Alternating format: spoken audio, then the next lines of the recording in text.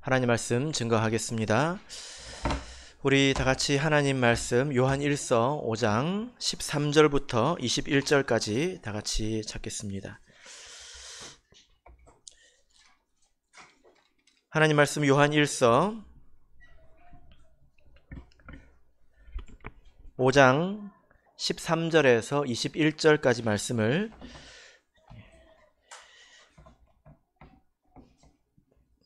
저 여러분이 한 절씩 교독하겠습니다. 13절. 내가 하나님의 아들의 이름을 믿는 너희에게 이것을 쓴 것은 너희로 하여금 너희에게 영생이 있음을 알게 하려 함이라.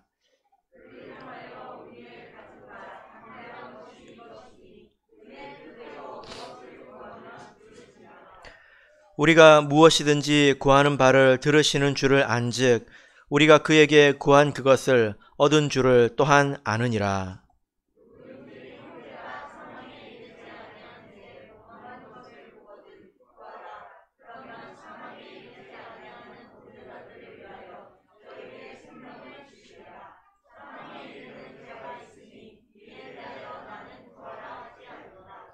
모든 불의가 죄로 돼 사망에 이르지 아니하는 죄도 있도다.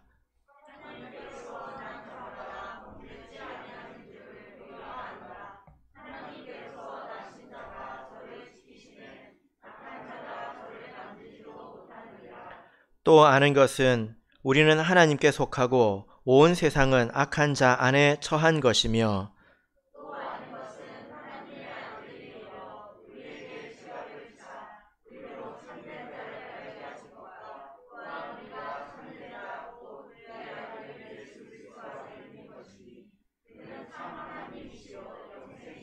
같이 읽겠습니다. 자녀들아 너희 자신을 지켜 우상에서 멀리하라. 아멘. 네, 오늘 이 시간은 그리스도인의 담대함이라는 제목으로 하나님 말씀을 증거하겠습니다. 여러분, 하나님을 믿는 것은 참 좋은 것이죠. 예, 하나님을 우리가 이렇게 믿고 이렇게 사는 것은 정말 좋은 것입니다. 안 믿는 사람은 어떻게 세상을 살아갈까 이런 걱정이 될 정도인데요. 왜 그러냐면 이 불신자들의 삶을 생각해 보면 그들의 삶은 아주 불명확합니다. 내가 어디서 와서 또 어디로 가는지 모르기 때문에 내가 지금 이 순간을 어떻게 살아야 될지에 대해서 그들이 분명한 정답을 가지고 살아가는 게 아닙니다.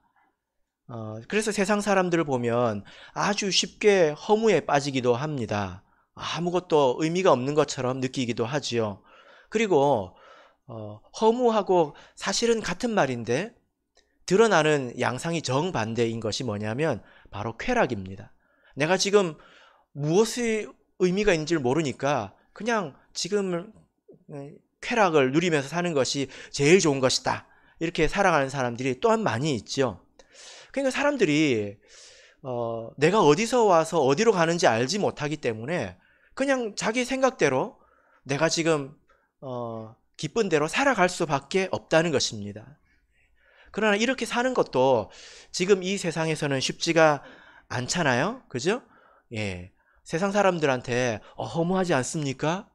뭐 쾌락에 빠져 있습니까? 물어보면 뭐라고 대답하는지 아십니까?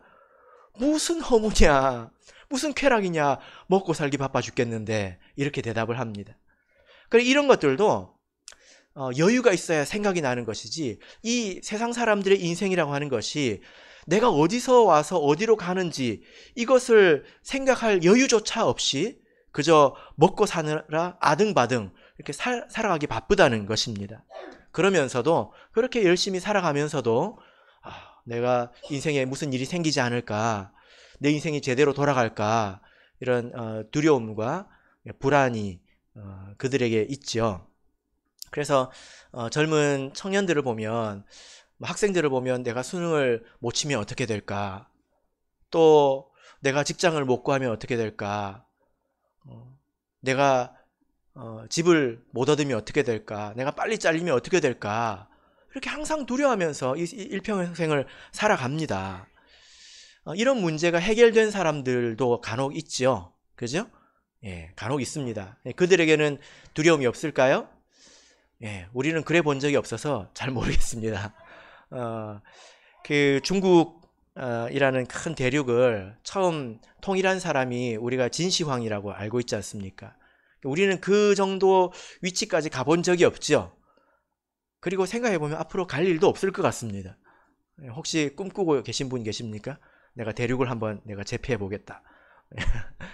근데 그 사람이 이 대륙을, 당시 그들은 그것이 세계라고 생각했을 텐데, 그 세계를 제패하고 그 사람이 찾은 게 뭡니까? 그 사람이 찾은 게 풀을 찾았어요. 그 풀이 뭘까요? 불로초이죠. 불로초. 그러니까 그런 것을 통해서 보자면 이렇게 먹고 사는 것이 해결된, 또 모든 것이 있는 사람의 인생에도 이런 불안함이 있다는 것입니다. 이런 세상에서 어떻게 사는 것이 좋은 것일까요? 세상 사람들의 입장에서 보자면 성경에 답이 있습니다. 자, 전도서 5장 13절을 보겠습니다. 전도서 5장 13절.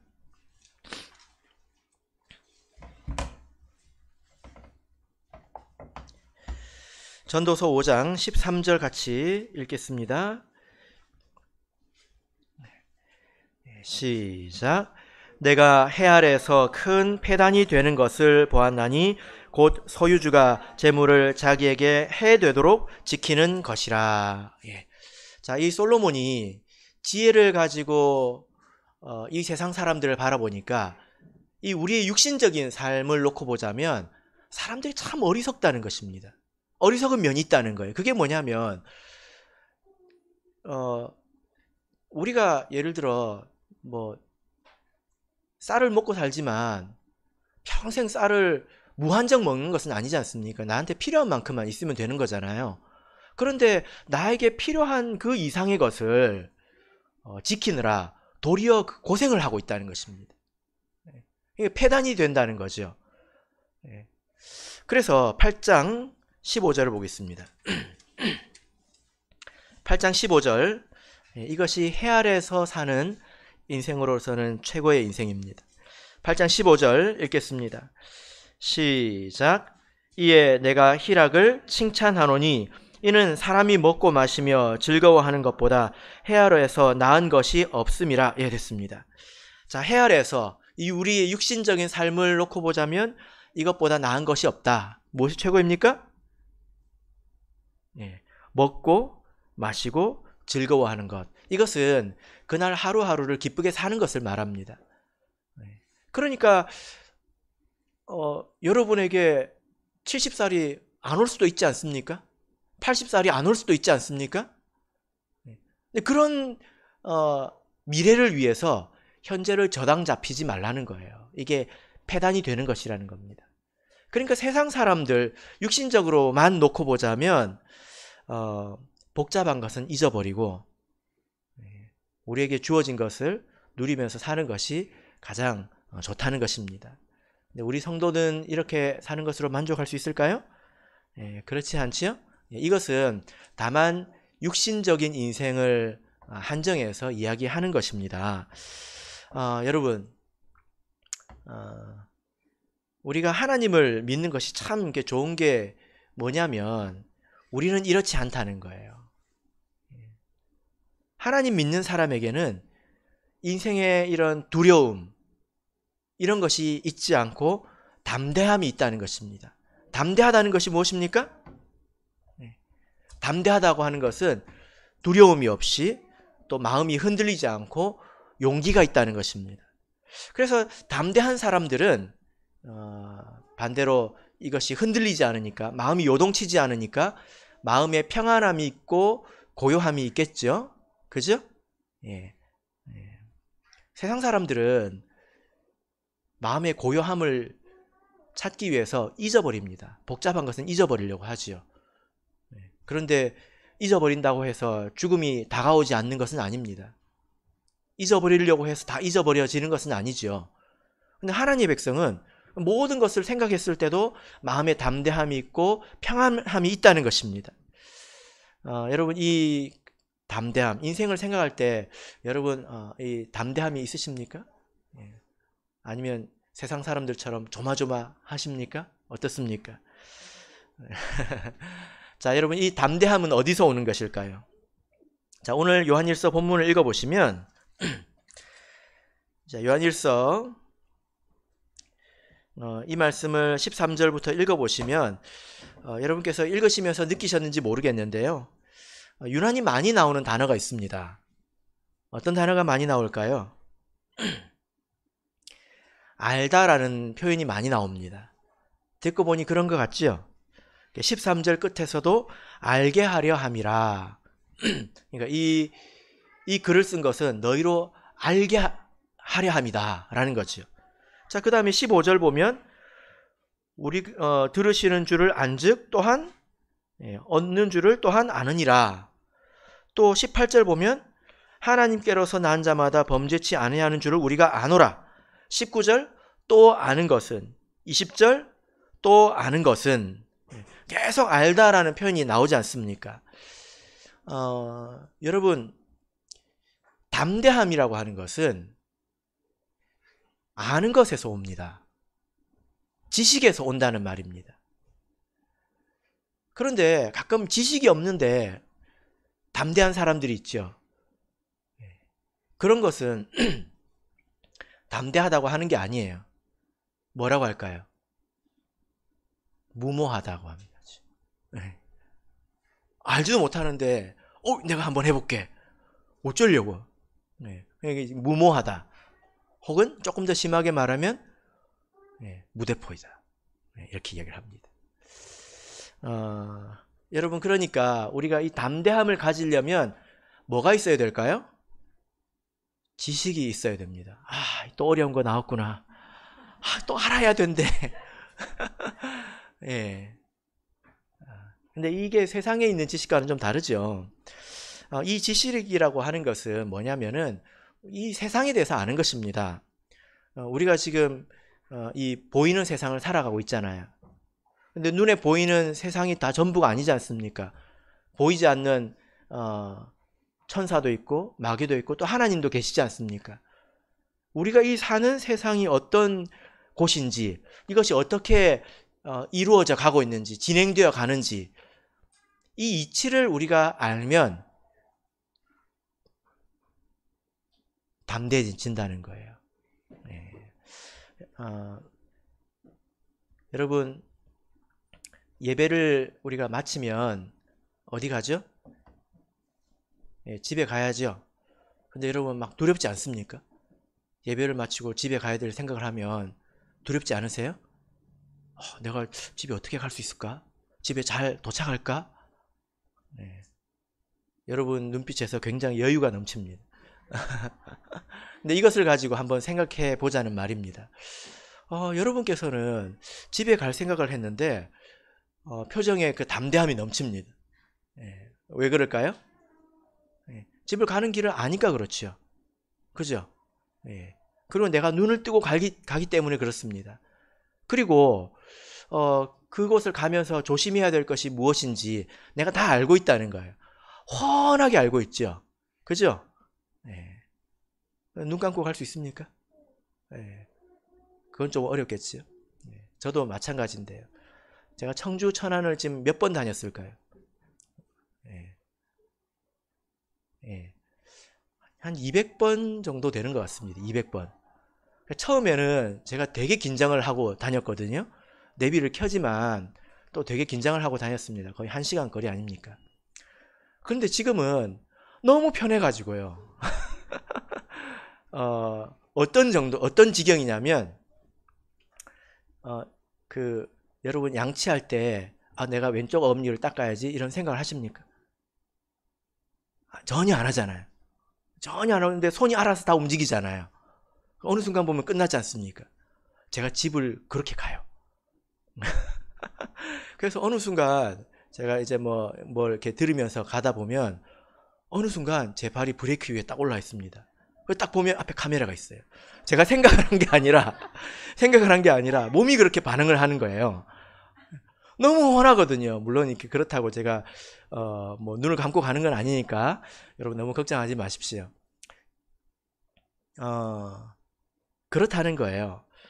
근데 만약에 우리가 처음 가는 곳에 가서 지도도 없고 또 내비게이션도 없고 그렇게 해서 어두운 밤길에 돌아가야 될 생각을 하면 답답하겠죠. 내가 제대로 갈 수 있을까? 길도 모르는데 이리로 가면 될까? 저리로 가면 될까? 답답할 것입니다. 마찬가지라는 거예요. 우리가 인생의 길을 가는 데 있어서 제일 중요한 것은 눈에 보이는 게 다가 아니다. 이걸 아는 게 제일 중요합니다. 그죠? 하나님께서 이 세상을 다스린다는 것을 아는 게 제일 중요합니다. 그리고 어떻게 다스리시는지, 그것이 보이는 세계와 어떤 관계가 있는지 이런 것을 내가 알아갈 때에, 그걸 알 때에 우리 마음이 평안하다는 거예요. 담대하다는 거예요.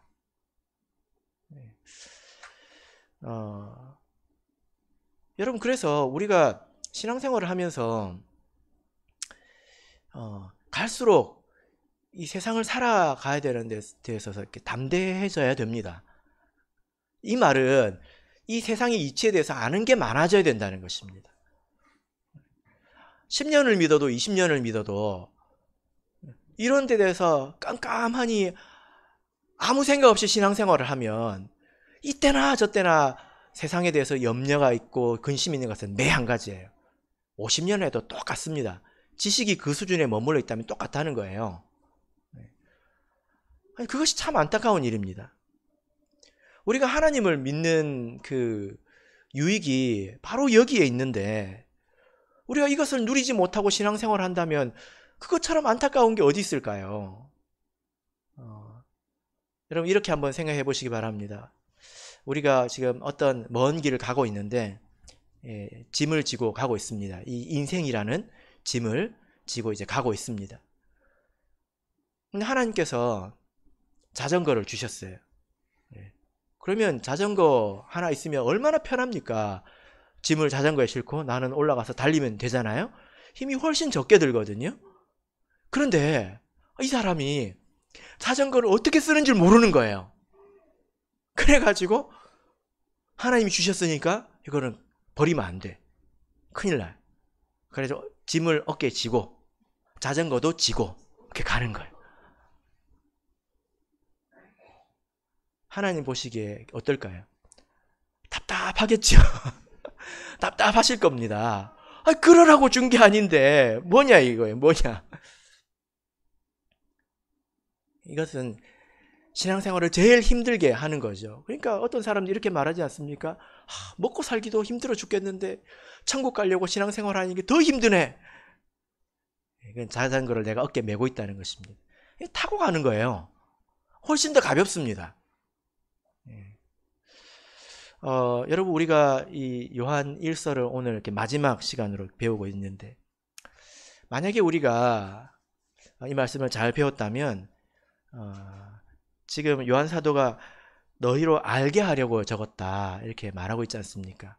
그럼 이 말씀을 우리가 잘 배웠다면 세상을 이렇게 살아야 되는구나, 이렇게 이치를 우리가 그래도 상당히 또 알았을 것입니다. 그리고 우리가 항상 말씀을 배우고 있지 않습니까? 그 말씀을 믿고 그대로 살아보면 그렇구나를 알게 됩니다. 그러면 사는 것이 두렵지 않지요. 요한 1서에서 이 담대함이라는 단어가 총 4번 나타납니다. 담대함, 마음이 흔들리지 않는다. 그런데 어떤 담대함인지, 무엇을 놓고 담대한 것인지 이 4가지가 따져보면 2종류로 나눠지는데요. 이것이 우리 인생의 담대함과 관련이 있죠. 자, 먼저 요한 1서 2장 28절을 보겠습니다. 요한 1서 2장 28절.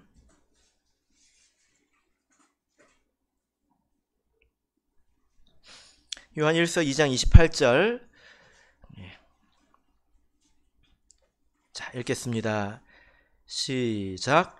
자녀들아, 이제 그 안에 거하라. 이는 주께서 나타내신 바 되면 그의 강림하실 때에 우리로 담대함을 얻어 그 앞에서 부끄럽지 않게 하려 함이라. 예.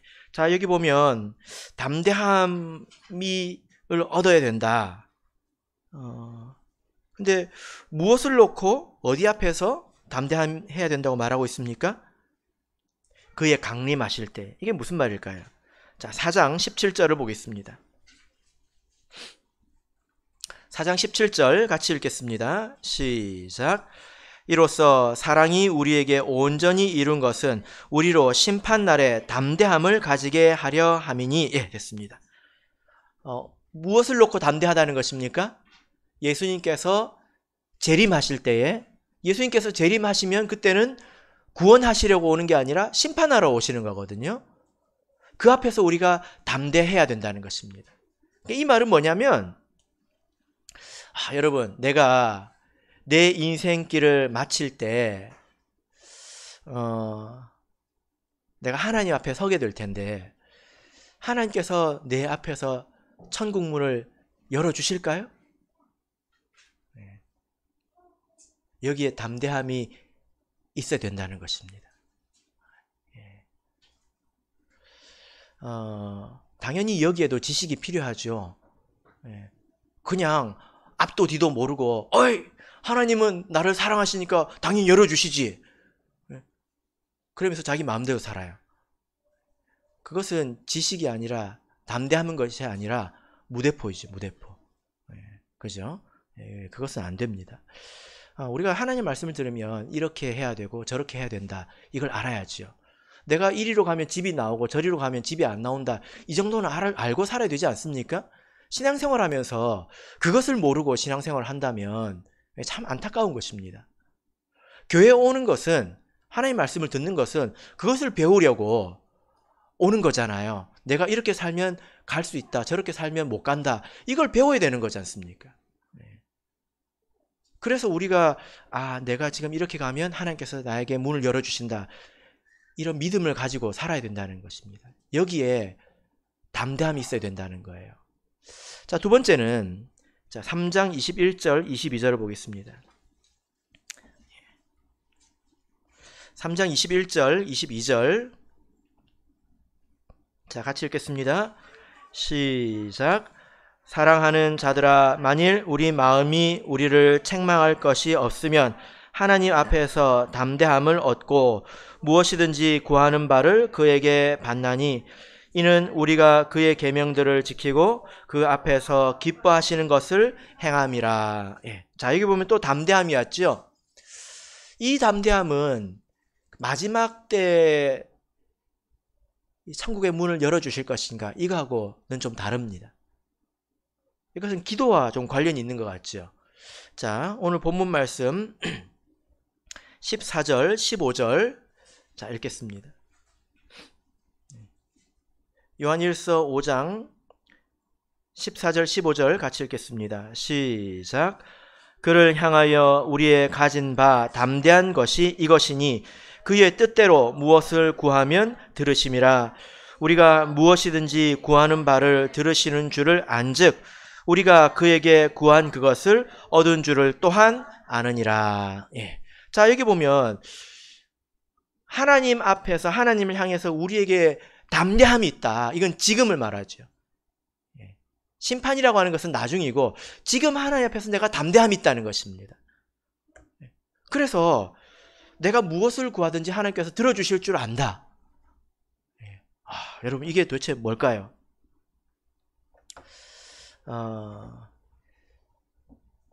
이것을 기도로 지금 설명을 하고 있는데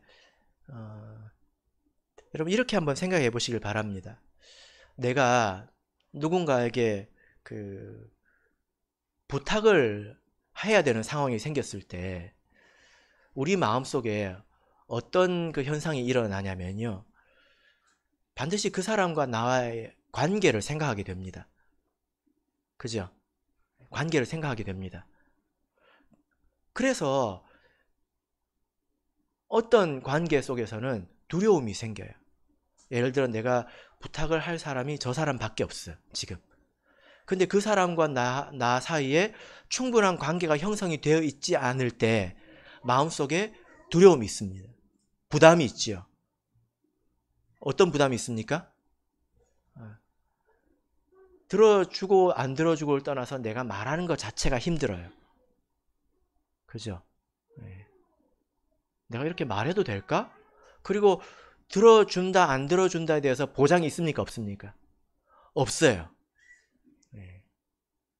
근데 여러분 이렇게 한번 생각해 보십시오. 여러분하고 가장 가까운 사람을 한 사람 떠올려 보시길 바랍니다.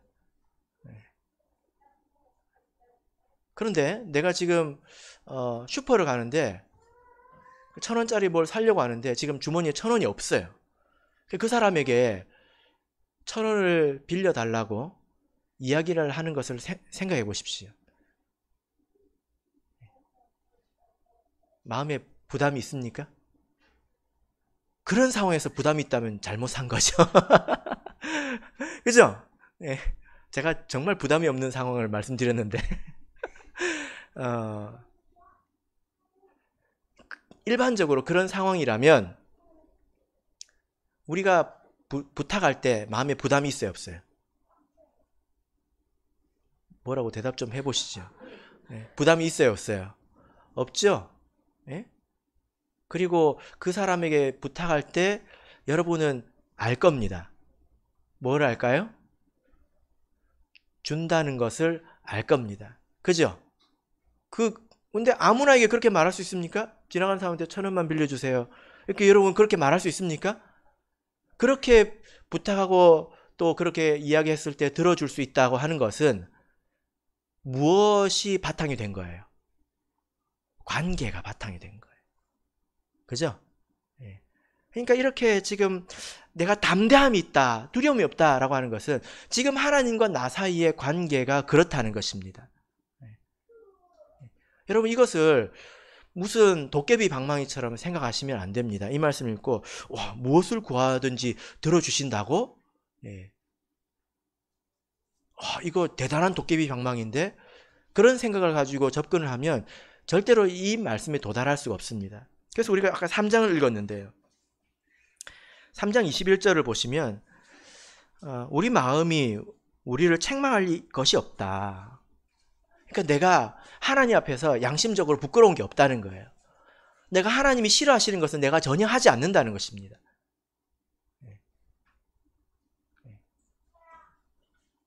그래서 하나님이 무엇을 좋아하시는 줄 알고 하나님이 무엇을 싫어하시는 줄 알고 하나님께서 또 나를 사랑하시는 줄 알고 서로 이 사랑과 배려가 가득하다는 거예요.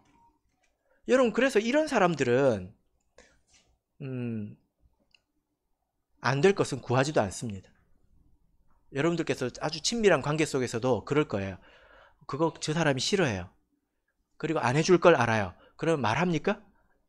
말 안 하죠. 그죠? 그러니까 이것은 지금 내가 하나님과 그렇게 친밀한 관계가 형성이 되어 있다는 것입니다. 하나님께서 우리를 사랑하시죠. 나도 하나님을 사랑하는 거예요. 하나님 나를 얼마나 사랑하십니까? 자기 아들을 주실 만큼 사랑하죠. 나는 하나님 얼마나 사랑해야 될까요? 내 양심에 거리낌이 없을 만큼 사랑해야 된다는 거예요.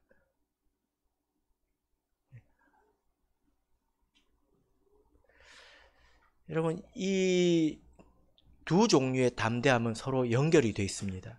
이것을 아는 게 중요합니다. 여러분들께서 종종 이런 생각을 하실 텐데 내가 천국에 갈 수 있을까? 정말 내가 갈 수 있을까? 나 같은 사람도 갈 수 있을까? 왜 그런 오해가 생기냐면 지금 하나님과의 관계가 원만하지 않기 때문에 그렇습니다.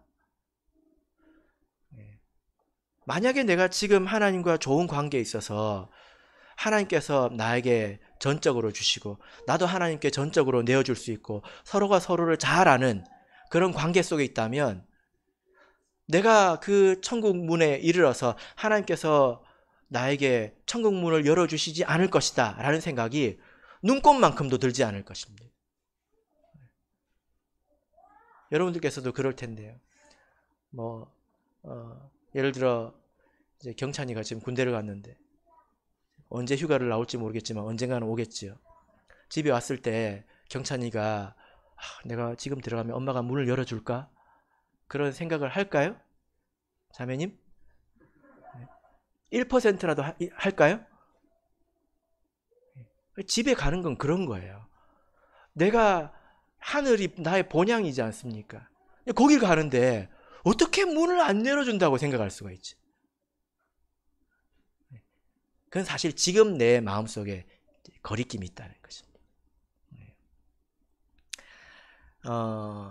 그래서 지금 이렇게 우리 성도님들 가운데서도 이런 하나님과 깊은 관계 속에서 살아가는 사람들이 있죠. 여러분, 이런 관계 속에 있는 사람들은 정말 큰 만족과 확신과 또 담대함 속에서 살아갑니다.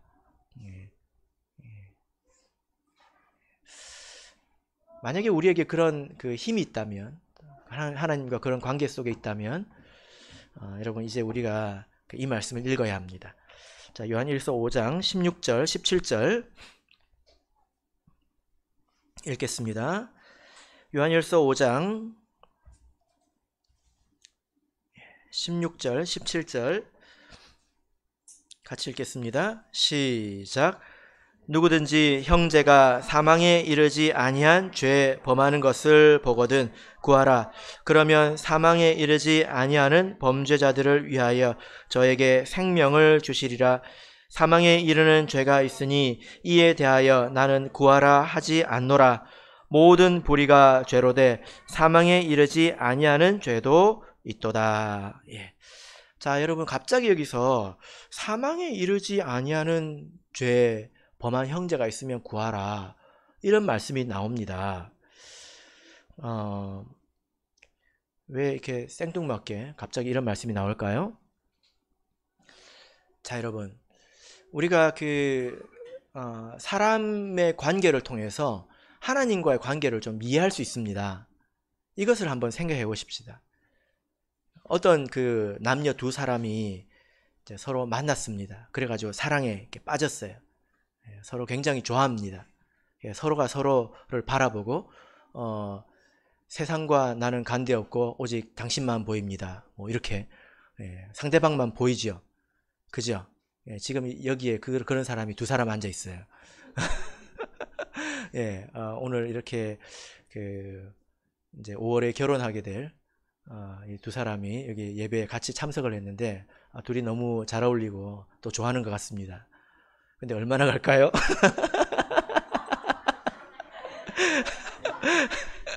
예, 이게 비밀인데요. 얼마나 갈까요? 예. 이게 그러더라고요. 저는 안 그런데요. 저희 집에 사는 사람은 그런 것 같더라고요. 뭐 여러분들도 비슷하신 것 같은데, 둘만 바라보면 지루해집니다. 세상에서는 그런 말을 뭐라고 합니까? 권태기, 뭐 이런 표현을 하죠. 여러분들 지금 모르는 척 하고 계신데 아는 거 제가 다 알고 있습니다. 땀나네요. 예, 시치미를 떼고 계시니까. 그런데 이런 게 있어요. 두 사람이 서로를 바라보면 나중에 결국 지루해집니다.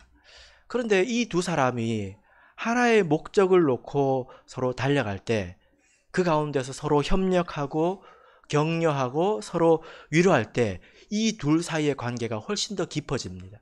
서로만을 바라볼 때보다 훨씬 더 깊어집니다. 이게 관계를 쌓는 비결이죠.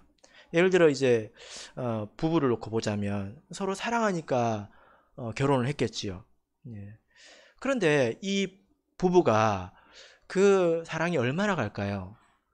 근데 그 사랑이 더 깊어질 수 있다는 것입니다. 언제 깊어집니까? 예를 들어 믿음 안에서 자녀를 양육한다는 그런 공동의 목표가 있을 때. 근데 그 일이 힘들고 만만치 않은 일이거든요. 그것을 위해서 서로 협력할 때, 그럼 서로 알게 됩니다. 이래서 아빠가 있어야 되는구나. 이래서 엄마가 있어야 되는구나. 서로 협력하게 되죠. 그리고 서로 위로하게 되고 격려하게 됩니다. 그 가운데서 이 둘 사이의 신뢰의 관계가 훨씬 더 깊어지게 된다는 거예요. 두 분 잘 들으세요? 그래서 지금이 맥시멈이 되면 곤란해요. 예, 더 깊어지시길 바랍니다. 하나님과 우리 사이의 관계도 마찬가지인데요. 우리가 하나님과 관계가 좋다고 하는 것은 하나님만 바라보고 하나님 우리만 바라보고 그런 게 아니에요. 어떤 면이 있어야 될까요? 공동의 목표가 있어야 된다는 것입니다. 하나님이 중심이기 때문에 하나님께서 바라보시는 것을 우리가 바라보고 거기에 협력해야 된다는 것입니다. 요한복음 12장을 보겠습니다.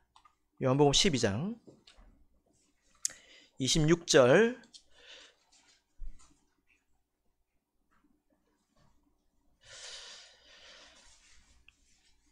요한복음 12장 26절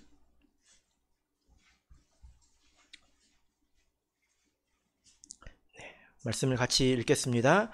시작. 사람이 나를 섬기려면 나를 따르라. 나 있는 곳에 나를 섬기는 자도 거기 있으리니 사람이 나를 섬기면 내 아버지께서 저를 귀히 여기시리라. 여러분, 예수님께서 계신 곳에 우리가 있으려면 기본적으로 자기를 부인해야 합니다. 우리가 분신술이 없잖아요.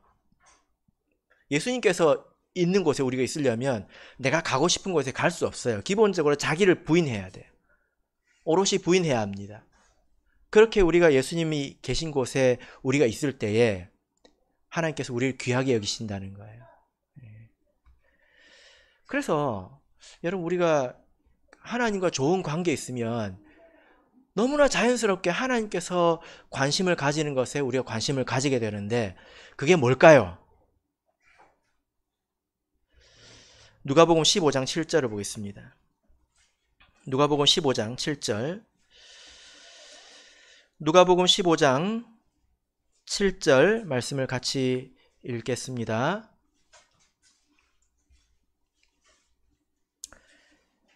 시작. 내가 너희에게 이르노니 이와 같이 죄인 하나가 회개하면 하늘에서는 회개할 것 없는 의인 99을 인하여 기뻐하는 것보다 더하리라. 하나님께서 무엇으로 기뻐하신다고 말씀합니까? 죄인이 회개하는 것으로. 여러분, 그래서 우리가 이렇게 요한 1서 말씀을 이해할 수가 있습니다. 우리가 하나님 앞에서 담대함이 있다, 하나님과 굉장히 좋은 관계가 있다, 그런 사람들은 이런 죄인들을 위해서 기도하는 것이 잘하는 것이라는 겁니다.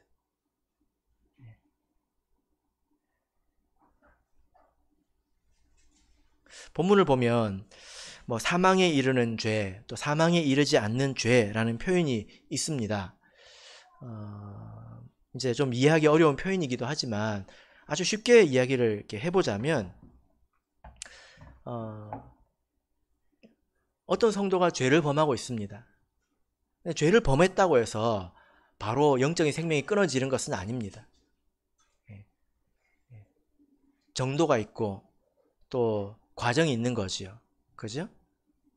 근데 어떤 죄이든지 이 사람이 그 죄를 회개하지 않고 계속 그렇게 살아간다면 그 사람은 결국 사망에 이르게 될 것입니다. 하나님 안에서 다시 세상으로 완전히 돌아가게 된다는 거예요. 근데 우리가 어떤 성도가 죄를 짓고 있는데 그 사람이 아직 완전히 죽은 게 아니에요. 그렇다면 그 사람을 위해서 기도하라는 것입니다. 성도가 신앙생활을 하는데 하는 것도 아니고 안 하는 것도 아니고 믿음의 유익도 얻지 못하고 세상에 빠져가지고 다른 것에 빠져가지고 살았으나 죽은 자처럼 살아가는 그런 사람이 있다면 그런 사람들을 위해서 기도하라는 것입니다.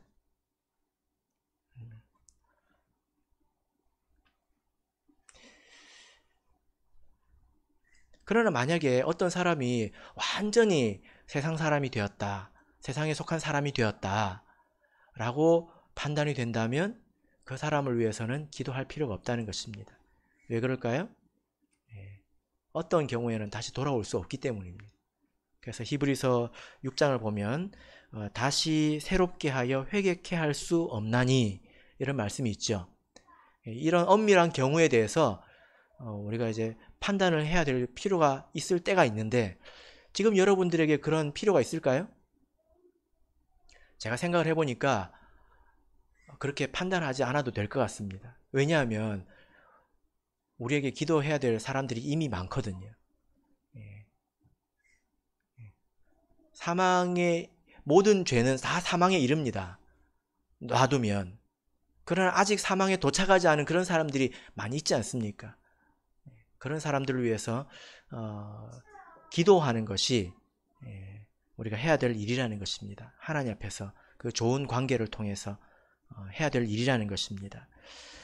그래서 우리 모든 성도님들께서 이런 문제에 힘을 쓰시고, 또 우리가 힘을 쓴다 하더라도 사람이 할 수 없는 그런 부분이 있지 않습니까?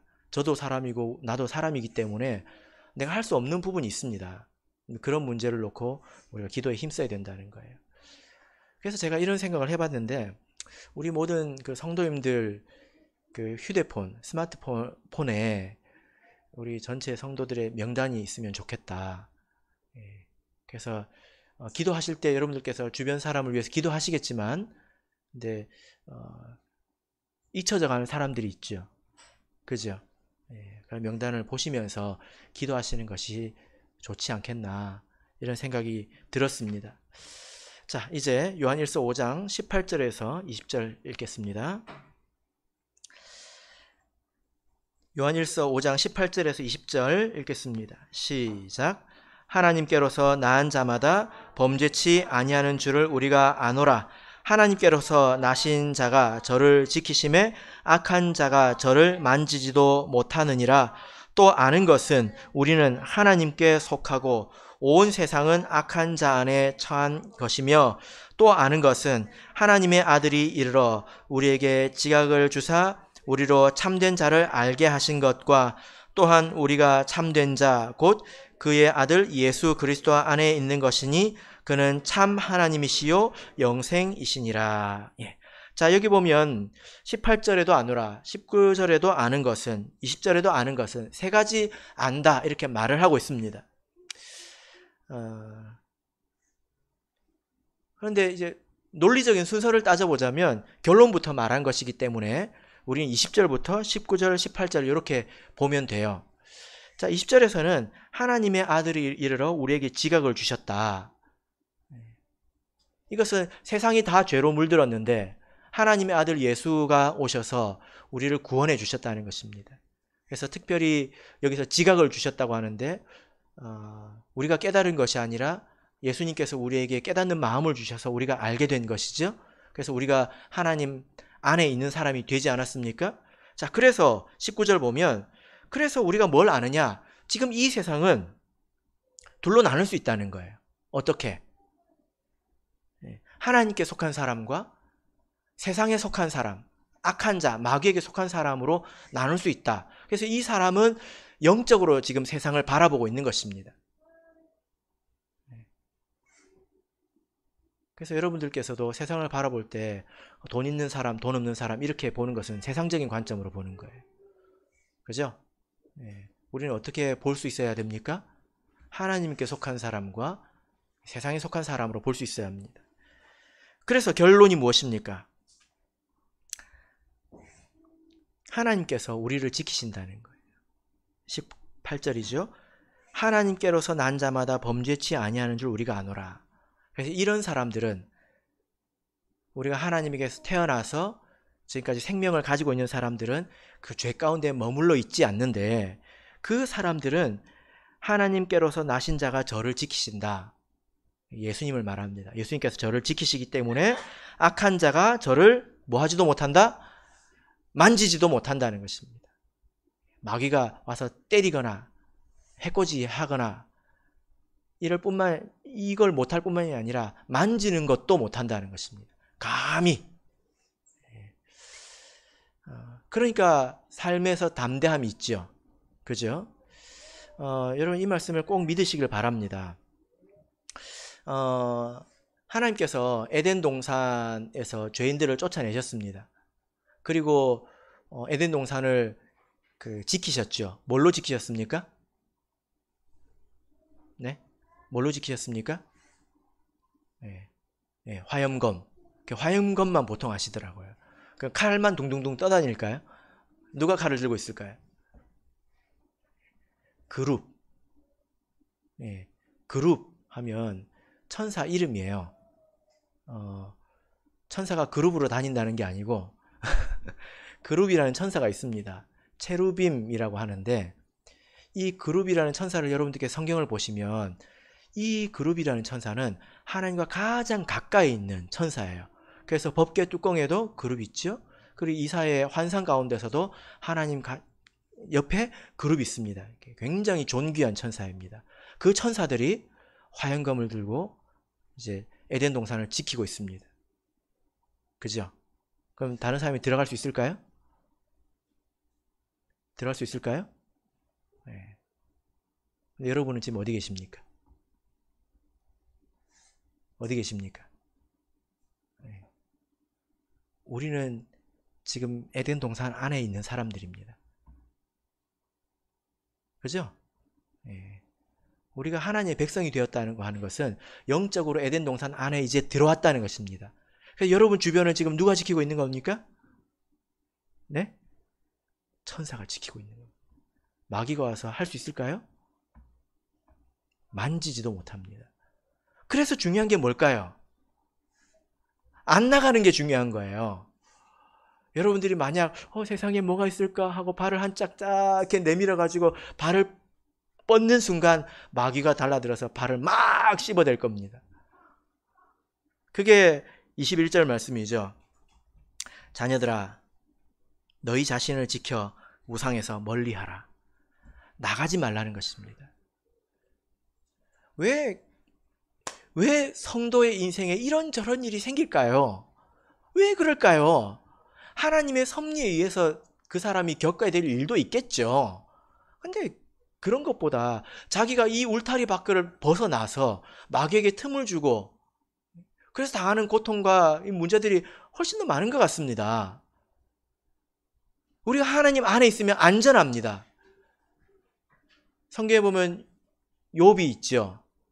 근데 마귀가 하나님께 뭐라고 말했는지 아십니까? 욥기 1장 10절을 보면 하나님 그와 그 집과 그 모든 소유물을 산울로 두르심이 아니니까. 그러니까 하나님께서 욥과 욥의 집, 그 가족들을 말합니다. 그의 속한 종들, 모든 사람들, 그리고 그의 심지어 소유물, 소나 돼지나 이런 그 짐승들, 그런 사람들에게도 다 울타리를 쳐가지고 아무것도 손을 대지 못하게 했다는 것입니다. 성경을 보면 이제 요셉으로 인해서 그 집이 복을 받지 않습니까? 이게 정상인데 너무 안 좋은 예들이 많지 않나. 그래서 하나님 믿어봐야 별것 없다. 이 이치도 알지 못하고 하나님 믿어봐야 별것 없다. 이렇게 생각하고 그냥 대충 믿다가 세상 사람들 사는 것처럼 살다가 천국에 가지면 좋고 이렇게 사는 것 아닙니까? 하나님 말씀은 틀림이 없습니다. 우리가 이 말씀을 통해서 배운 대로 하나님 안에 거하면 만지지도 못합니다.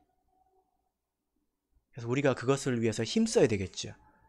그럴 때 우리 마음속에 담대함이 있다는 거예요. 나와 내 가족과 내 소유물에. 여러분, 우리가 그 세상을 이렇게 사는 것은 세상 사람들처럼 우리가 똑같이 살아서는 안 됩니다. 정말로 안타까운 일이죠. 자전거를 메고 가다니요. 우리는 하나님 말씀을 이렇게 하나하나 잘 배워서 이 세상이 이런 것이구나 이걸 깨달을 때에 그걸 믿고 실천을 해보면 정말 그렇다는 것을 알게 되실 것이고 이제 세상 사람들처럼 마음이 막 요동치지 않을 것입니다. 이런 담대함을 항상 가지시는 저와 여러분이 되시기를 예수 그리스도 이름으로 축복합니다.